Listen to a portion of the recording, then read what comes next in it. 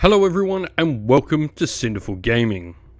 In today's video we're going to look at getting started with the Blades of Khorne in Warhammer Age of Sigmar using the faction Spearhead box set as a starting point. Today's video is sponsored by Gap Games, a fantastic miniature wargaming store in Queensland, Australia. They stock a wide variety of miniature wargames from all things Games Workshop to some of my personal favourites, Conquest of the Last Argument of Kings, and all things Modifius wargames as well. Use our affiliate code in the link below to help support both this fantastic store and the channel as well. And so, the box set is led by a Slaughter Priest. This is a Khorne Priest with the Priest 1 keyword, so it can do one prayer in both yours and your opponent's hero phase if you do use the counterspell command. Now, you've got blood-bathed weapons, which are a decent profile enough for a Priest. 4 attacks, 3s and 3s, run 1 damage 2. And you've got Blood Sacrifice, where you can pick a friendly unit within this combat range and roll a dice on a d3, 2+, you inflict an amount of mortal damage on that unit and gain a blood type point. You can also unbind as if you had Wizard 1 as your keywords, which is really nice. This means you can do that, which is cool, and still get a prayer off as well in your opponent's turn, because you have Wizard 1 and Priest 1 and there's no restrictions on doing both of them. And so the first unit we have are Blood Reavers. These are our generic sort of cannibalistic cultists for the Khorne army.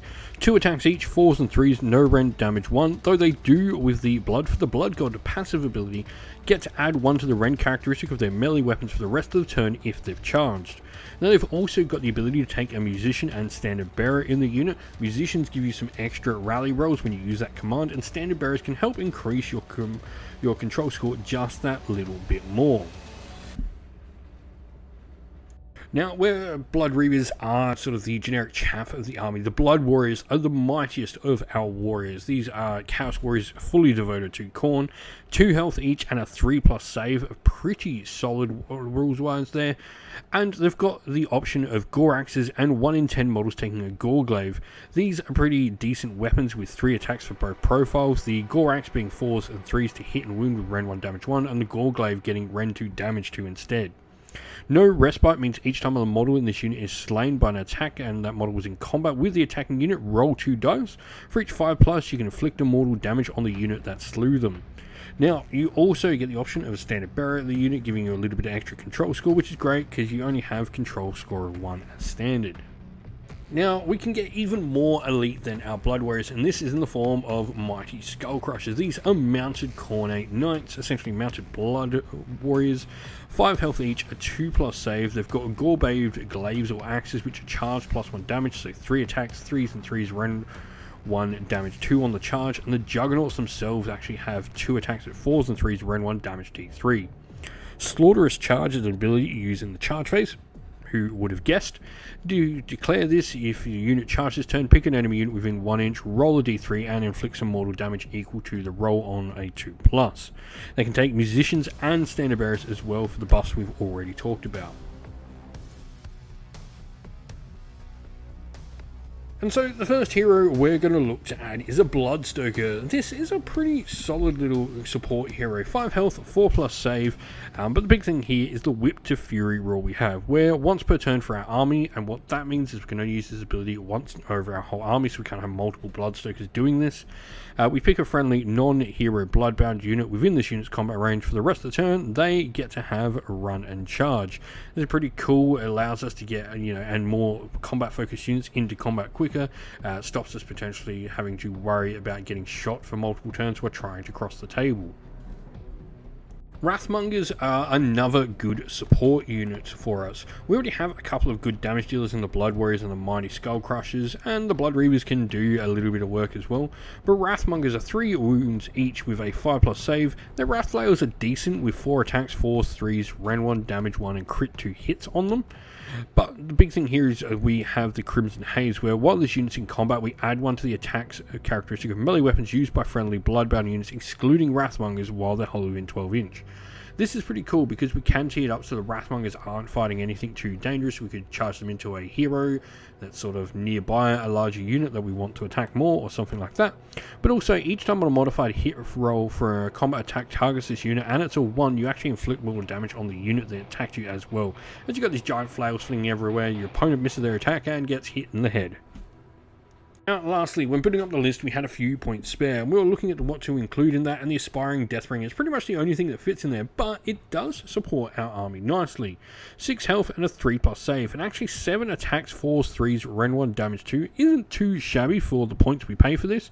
But here we're going to look at the Furious War Leader ability. We declared a fight ability for this unit, and then we can pick a friendly Blood Warriors unit that's not used a fight ability within this unit's combat range, and that unit can immediately fight after this model.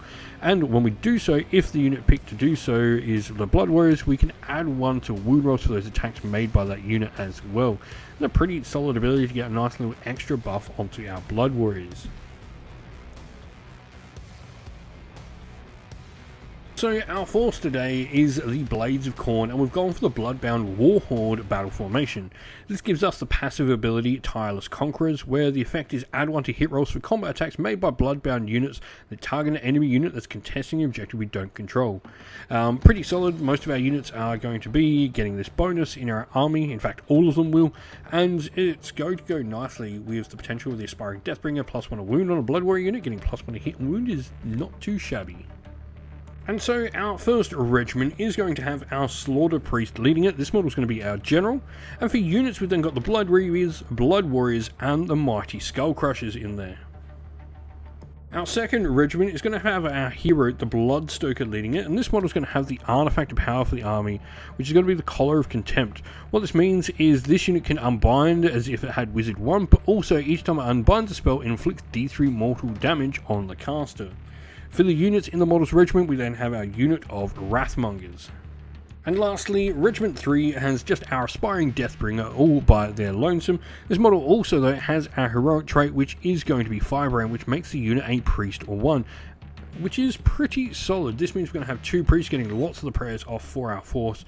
We could instead, if we want, put the Firebrand over on the Slaughter Priest, giving the model +1, but I think having 2 priests chancing to get more of the prayers off is probably the way to go.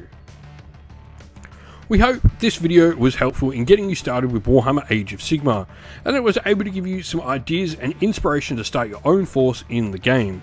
If you have any other questions at all, please comment down below, and while you're there, don't forget to drop a like, subscribe, and join our Discord server to check out all our future Warhammer Age of Sigmar content.